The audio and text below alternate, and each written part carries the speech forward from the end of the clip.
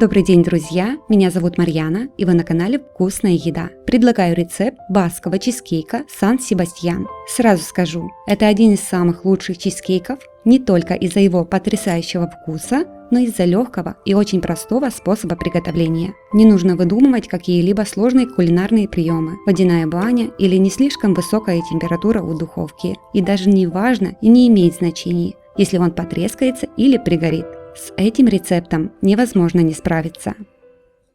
Подготавливаем все необходимое для выпечки чизкейка. Возьмите большой лист белой силиконизированной пергаментной бумаги, сомните ее в руках в комок и окуните в воду. Затем хорошо отожмите пергаментную бумагу от лишней воды. Проделайте аналогичные действия со вторым листом пергаментной бумаги. Также предварительно разогреваем духовку до 210 градусов. Нагрев вверх-вниз, без использования вентилятора. Подготавливаем круглую форму со съемным дном диаметром 24 см. Влажную бумагу для выпечки разравниваем и выстилаем форму в 2 слоя.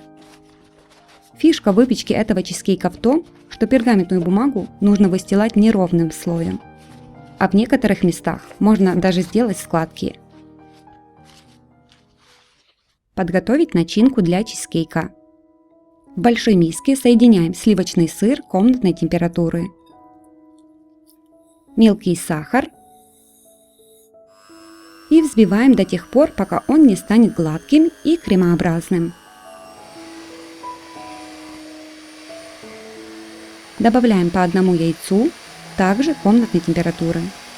Каждый раз хорошо взбиваем после каждого добавления.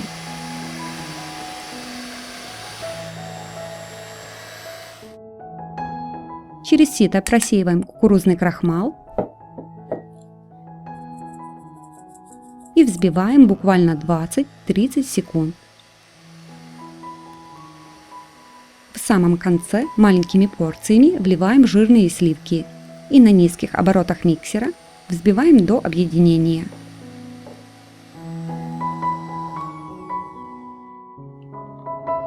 Выливаем сырную начинку в подготовленную форму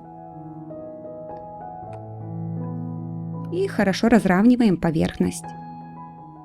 Выпекаем чизкейк предварительно разогретой до 210 градусов в духовке на втором из 5 уровней с нагревом вверх-вниз без использования вентилятора в течение 50 минут.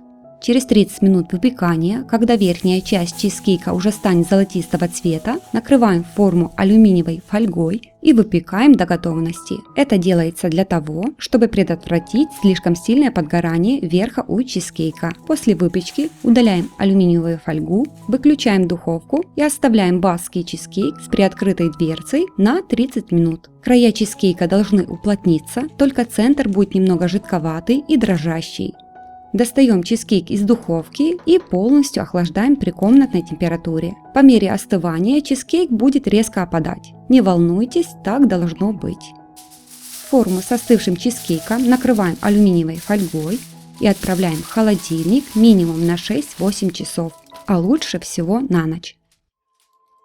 Охлажденный чизкейк достаем из холодильника, удаляем алюминиевую фольгу и осторожно освобождаем от формы, в которой он выпекался. Аккуратно перекладываем на подходящее блюдо при помощи 2 длинных кондитерских шпателей. Можно не заморачиваться и переложить чизкейк на блюдо вместе с пергаментной бумагой. Готовый чизкейк нарезаем на порционные кусочки и наслаждаемся бесподобно вкусным и очень нежным десертом. Баскский чизкейк Сан-Себастьян готов. Приятного аппетита и удачной вам выпечки!